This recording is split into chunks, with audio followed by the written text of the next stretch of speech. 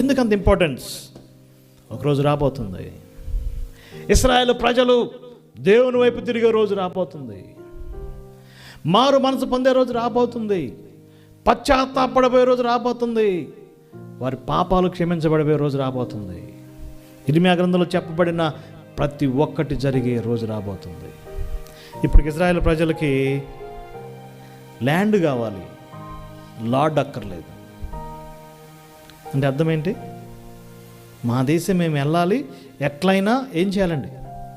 మా దేశాన్ని మేము స్వతంత్రించుకోవాలి, యుద్ధాలు చేయాలి, అరబ్స్ నాశనం చేయాలి, హమాస్ నాశనం చేయాలి.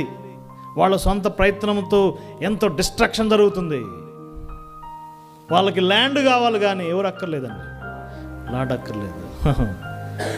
వాళ్ళు లార్డ్ వైపు తిరిగినప్పుడే వాళ్ళు ల్యాండ్ వైపు వెళ్తారు. ఇంటిగ్రేషన్ అంటారు దీన్ని.